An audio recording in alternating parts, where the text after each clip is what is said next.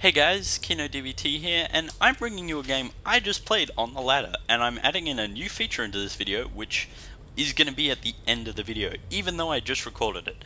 As you know, whenever you play a ladder Starcraft 2 game, well, hopefully you know, because you're playing the game, a score sheet summary thing comes up, and that's something which I thought would be really useful for you guys to see after the game, because even though I can comment on things, unfortunately, this doesn't show you a graph, like this is your resource collection, and there's no summaries I can pull up at the end of a replay, which kind of bugs me. So I decided to incorporate the summary sheet, which is already in this game, for the games I know I'm going to record which are my own. Obviously, I can't do this for any replays I pull off other people, but it works for me, and I'm quite happy with that. So there will be a summary sheet at the end. The other thing I'm going to introduce in this specific video and all the ones following is the first time I do a commentary on one of the new maps. New maps, they're awesome. Me and my 2v2 partner love them. We hate early game. We are good at early game because we have been forced to mass produce units early, but we love the macro game. We love late game. That's where we thrive, that's where we kick ass. And we love the new maps because they're predominantly big. They're predominantly like you take 3 bases apiece, 6 base teams go up against each other, 200 armies going out the window, that kind of thing. And I love it. And the 1v1 maps are more heading along this line. And if you're one of my Starcraft listeners, you'll know that Mork loves this as well. And I love it for the exact same reasons Mork does. The previous episode, the one that just came out this week, the one where it's Garrett and Mork, not Kyle, he harped on about it, and I listened to it post-patch, post me having played a couple of games on these new maps, and I was just like, you're gonna love this, Mork. Like, obviously he already knew about it, because by the time I listened they'd come out, so he'd seen it, but like, if he'd known these maps were coming, I'm sure he would have flipped out, and who knows, maybe we'll get to see him flip out this weekend. Anyway, I'm gonna get on with the replay, and look forward to that summary coming up in a good X amount of minutes. Now, oh, I forgot to do a map summary. Okay, so this is an interesting map in my opinion. I don't like it that much. Again, I like the macro game, and 4-player map does lead itself to the macro game because obviously I can go expand over here and stuff, but there's a few things I don't like about it. One is this: your natural is stupidly easy to get into its mineral line. Bang, you take that down, Stim Marines in there, you're losing workers fast. And if your army's over here, he can take out half your workers and get out before you can do anything.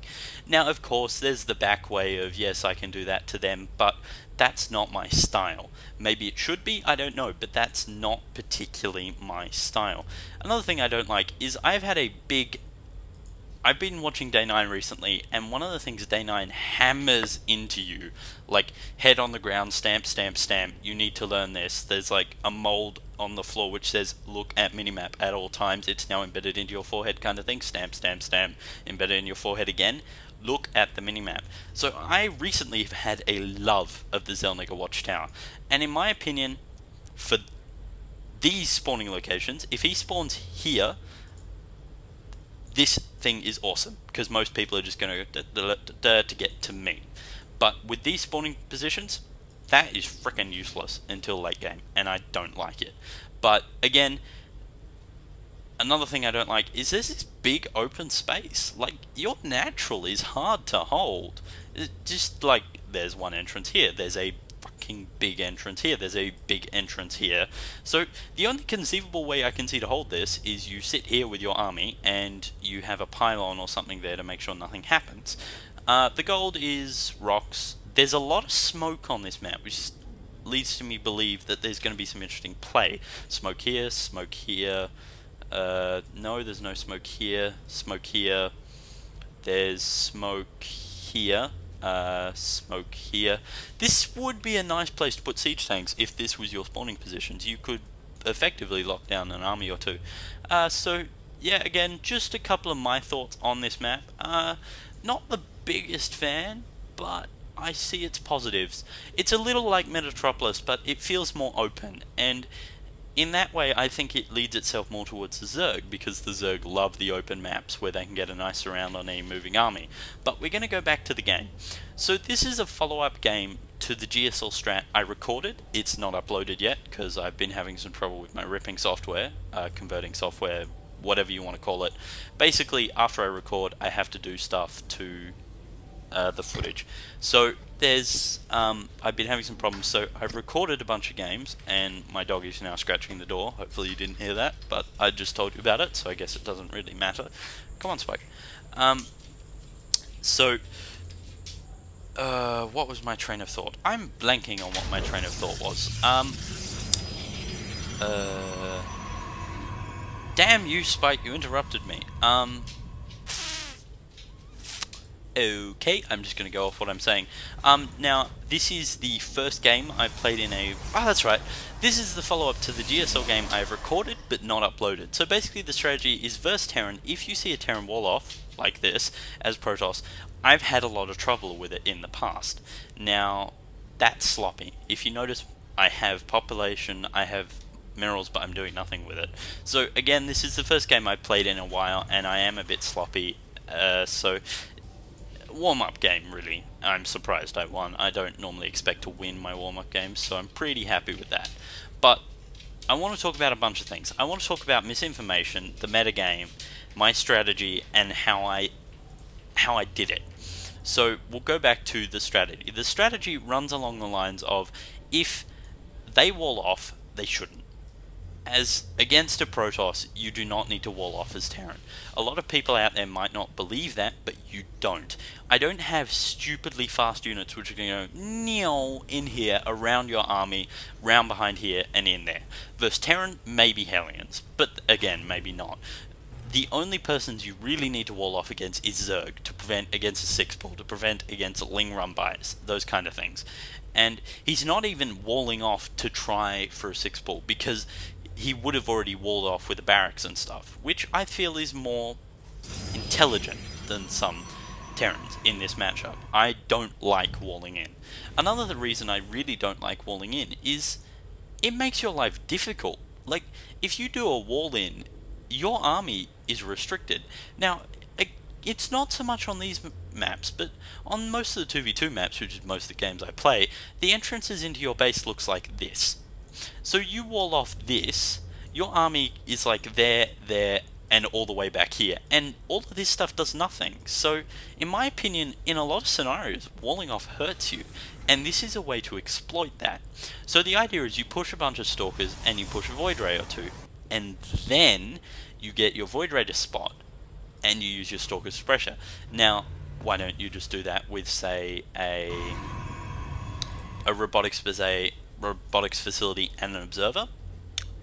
You could, but I believe that the Void Ray allows you to pressure them that little bit more, especially if you use the 3+ Stalkers as cannon fodder for your Void Rays, because then the Void Rays can get fully charged, and then they just hose Marines.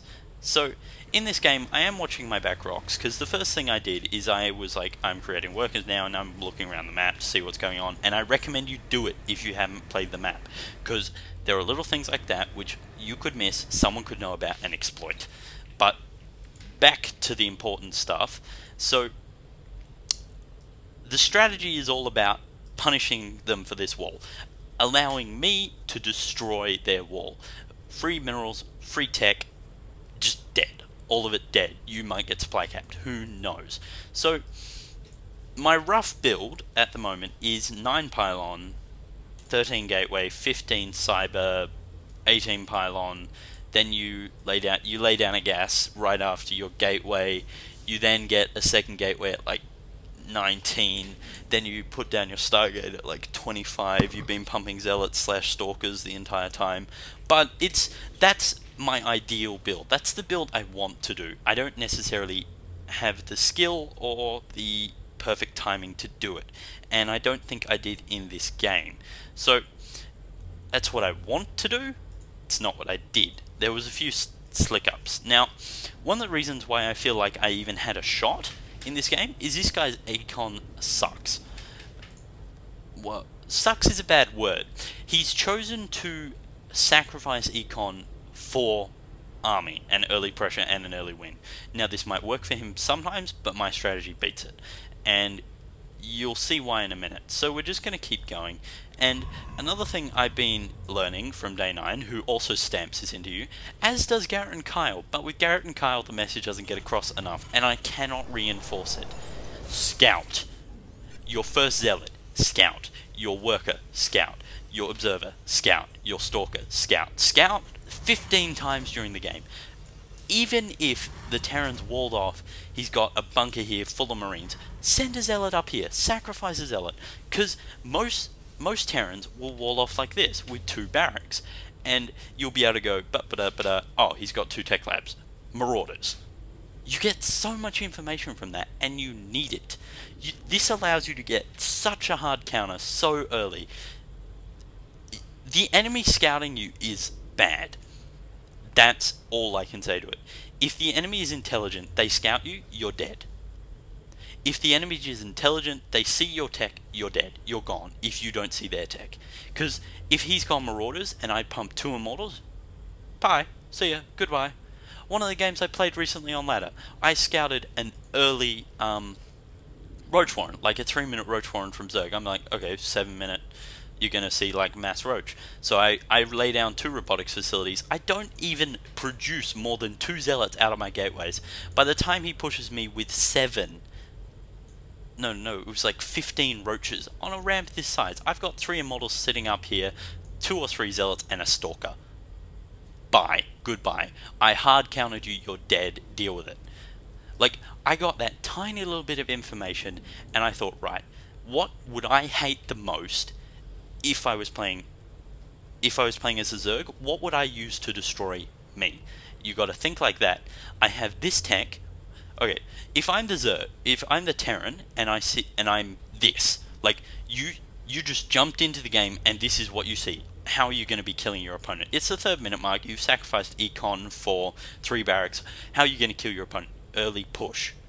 Now, the big essential thing I need to know is what's going on these, reactors or tech labs, and we find out that later, but we're just going to carry on. So at the moment he's out producing me, and I'm actually starting to get worried, because I don't know what he's going to produce. Now, I think marauders, but I can't be certain because I didn't see tech labs, and my breakdown strat is not going to be good if he pumps out 3 reactors worth of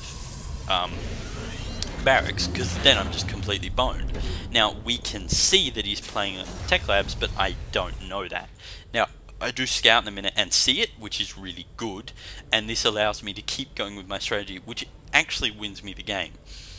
We do have some random chit chat about lag and whatnot. So again, he's pressuring me. He's going to be pressuring me with marauders. Even if I hadn't played this game, I would know that. Because he's got 3 tech labs, he's sacrificed econ, it's like the 5th minute, he's only got 18 food. The 5th minute, he's only got 18 food. I'm at 34. This might be bad, but he's going to start getting up with me really quickly. So here comes my scout. Now I'm going to slow it down for a second, and I'm actually going to go to my cam. Now, we can see I'm looking right here. I know what's happening. I know that there is at least 3 barracks. He only has 1 marine though. I didn't go that far as thinking, oh, he's only got 1 marine, what's that mean? I didn't think about that. Maybe I should have.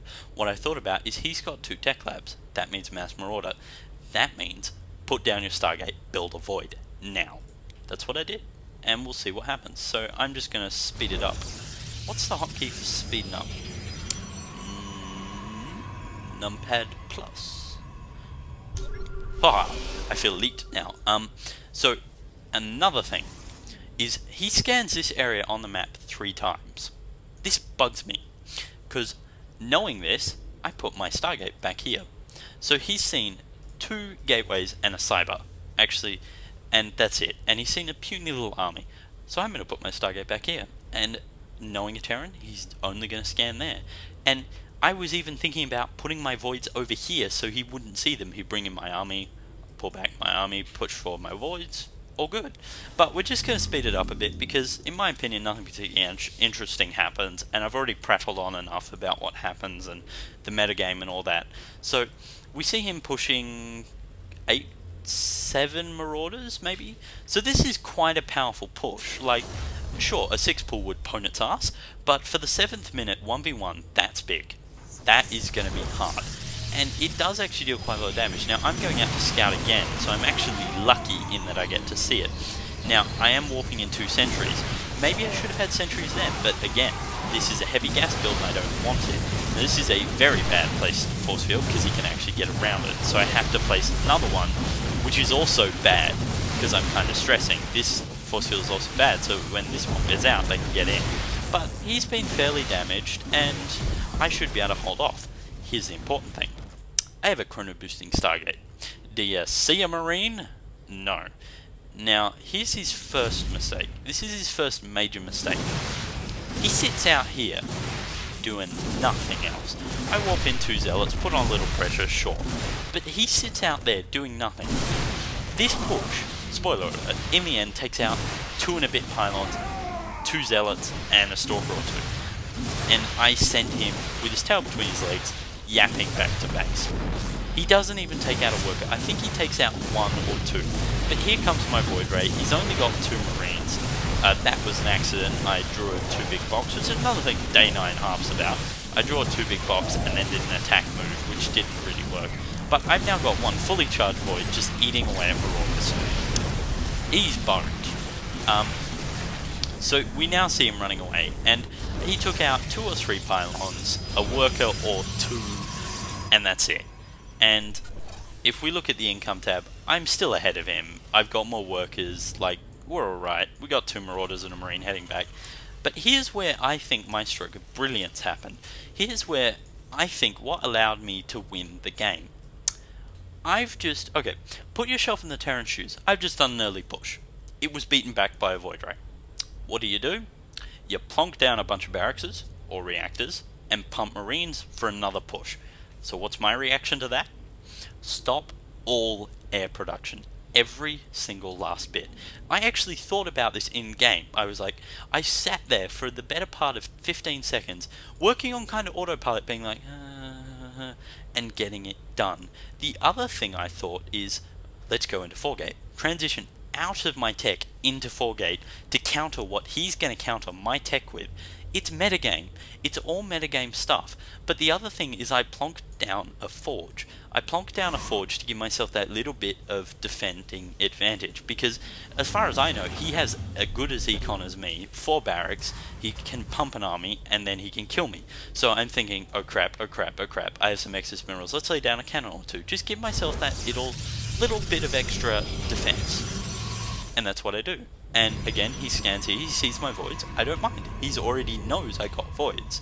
The other thing I did is I did push for an early level 1 weapons because I have to get the tech, which may or may not have contributed to this fight. I did get level 1 other weapons very, very quickly. I'm a big fan of early upgrades because they rape, is the best way to put it.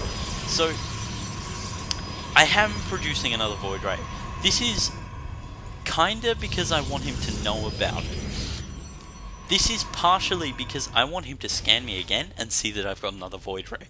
So he knows that I'm continuing production, when really I'm not. It's kind of false. But I'm transitioning into 3-gate. I did cancel my 4th because I thought, no, that's not really economically viable. So he does see this other Void Ray. So he thinks I'm still producing the Void Rays. He also sees a cannon and 2... Now, if I was him, I would not be doing this push. This push... Yes, you have a big army. I have a choke and some sentries. You're gonna lose, buddy. There's not much you can do that can get past this. And as we can see, my metagame thinking allowed me to leverage an advantage over my opponent. And it was a significant one. Like, I don't want to be cocky, but I kicked his ass. And as we can see, I just walked in a bunch of stalkers, a bad force field and another force field. I've lost almost nothing. He's stemmed, lost quite a lot. He is pushing Marines, which is what I wanted him to do. And we can see 3 Marauders, 2 Marines coming out on the production overlay. And I'm just continuing to produce out of my 3 warp gates. Now I'm thinking, I've just beaten him back for the 2nd time. expand. Because for all I knew, and I actually assumed, this was my thinking. What's the first thing you would do if you have someone under lock and key, you've put them under early pressure, so you have the economic advantage? Expand. That's what I do. So I didn't scout it, I assumed it was there. I assumed an expansion went down 5 minutes ago. So I'm actually kind of crapping myself like, holy shit, holy shit, holy shit, I'm dead. He has a way better econ me, it's about to kick in, for all I know he's got 17 barracks, is just ridiculous. So he scanned me again, my army's moved, so maybe he thinks I'm pushing, maybe he thinks I doesn't, but I've got 2 cannons here with good defensive advantage, 2 cannons here, good defensive advantage, and he's got quite a large army. But our army sizes are about the same. We look at the army tab, we can see that I've invested more gas and he's invested slightly more minerals, but army wise we're the same. And here's a little thing. You notice how his whole army is in a line? That means my army is going to shoot at his before his army is shooting at me. Now, that's a little thing. That's very, very small. But it's still there. It's still something that needs to be worked on. He does make it slightly more bulbous, but again, it's a nice little concave, and I put down a couple of force fields just to slow him down. And as we can see, my army is getting a significant advantage. And I'm attacking him. Most of his marines are dead, if not all. My 2 void rays are on like 6 kills each. Actually, one's on 15. Wow. So I'm gaining a significant advantage, and here's where my thought is, I've beat him back twice. Something's not right on his end. Let's attack. Because that's the other thing, is he hasn't pulled out. Both times he didn't pull out with a, there comes the assuming of an expansion, but both times he pulled out late with like 2 or 3 forces. So I'm thinking, what is this guy doing? He should be pulling back earlier. And as we can see at this point in time, he has nothing. Now, I'm pretty sure he's transitioning into Thors, but I'm not sure. And to be honest, I don't care. I've already won the game. The game is over. I kicked his ass. And the reason I kicked his ass was all this metagame stuff. It was all this, I'm out-thinking you, out-beating you. And I think I deserved this win. I was sloppy as shit. I was just coming up from not playing for like a week solid. I was sloppy, I was shit, I was bollocks. And I kicked his ass. And I think I deserved it. I think I played it right, I countered, I did everything I think I should have done. To be honest, I don't think I belong in gold. I think I belong in plat or diamond. Maybe I'm wrong, but the only time I ever lose is to like 4-gate and rushes and cheesy stuff, and maybe that's just my inability to beat it, or maybe there's some little things I'm doing wrong, but I personally believe I am above gold. Maybe I'm not, but I'm going to get there, and I'm going to spend every waking minute I can play Starcraft doing it. This is KEnODvT with hopefully some helpful information you might enjoy. Now, this is not the end of my video. Here comes the summary of the game, which I recorded not 15 minutes ago. It's a bit confusing. I recorded a bit that's going at the end before. Well, that's because I can't view the summary sheet at the end of the replay. Unfortunately, when I go escape, there's no, oh, where's the summary sheet? No, I just click quit replay and come here, which to be honest is pretty useless. So yeah, I've played a lot. I should record one of the games. Oh, I really should. I should record one of the games I played a long time ago. We got Planetary Fortress rushed, me and my brother Jeremy, and it was great. And we kicked its ass. It was one of the most funny things I'd ever seen. The only reason we survived is because I'd seen it before in like a video. But guys, the new maps are awesome. I love them. Omega Sector. Oh my god. I played this map. Best 2v2 map ever. You've got like 2 bases inside your base, which are really easy to defend. Your naturals are easy to grab. I love Blizzard. They rock. Anyway, this is KEnODvT. Have fun in the summary. Hey guys, this is the score for the game I am recording, and hopefully you've watched before getting to this. This is actually recording I'm actually recording this bit before I record the next bit, because this bit was in a game I just finished, which I am about to go record. So yeah, I know that's a bit confusing, but basically I want to start incorporating this into my this score summary stuff into my replays, because I think that'll add a lot more information that you guys can access of what's happened. So yes, I'm in gold, so not a perfect strat. This is a 1v1 game I just played, Protoss vs Terran. It was a GSL strat I saw it a while back, so again, just a summary. And it was basically I go air versus any Terran that walls off as Protoss, and I punish them for making that wall and just completely destroy it. Now, as we can see, I do have significantly more resources. I don't know why yet. I'm going to go back in time for you, forward in time for me. It's a bit difficult to get your head around, but basically I have more resources than him. I'll be interested to see why. Average unspent resources. First game I played in about a month. Well, there's the reason. 43 workers to 18. So this guy's leveraging some early pressure. Again, you already know that because you will have watched the game. Units wise, about the same. Kill count, I did better. Build order, that's pretty boring. This is the important thing I want to demonstrate, is the army value. And as you can see, it pretty spiked, and he's just went bardouche. Again, this is going to be fairly obvious because you will have just seen the game, but this is another way of displaying the same information, which I would like to start doing more in the replays I can. Those replays being the ones where I know I'm going to record it, so I'm then going to record this final thing, then record the thing at a later date. So it won't be there for all the replays, but for some of the replays it'll be there and it'll work. So I know it's a bit confusing, and I'm not sure if I'm going to explain it when I record it, because for all I know, when I record the next bit is going to be in half an hour or 2 days, the way my scheduling's been going at the moment. But it just depends. But basically you can see I kicked his ass. Resources, units about the same, structures about the same, overview, economy breakdown, he built no workers, units, blah, graphs. This is what I think is important. The army value, we both spiked at about the same time. He then leveraged a push about here, and then we kept going, and he levered a push which should have killed me. If he'd done one or two things, he would have crippled me, but he didn't, and that's why I beat him. And I also introduced the metagame into my thinking of the strategy and kicked his ass. Resource collection wise, I kicked his ass. Okay, so let's see what happens in the game. This is KEnODvT signing off, because this is the end of the video, not the start, even though I'm recording it first. This is gonna take some time for me to get used to. Woohoo! I'm rank 40 in gold. While I'm in here, I may as well just show you a little bit about myself. Yes, that is my full name, KEnODvT.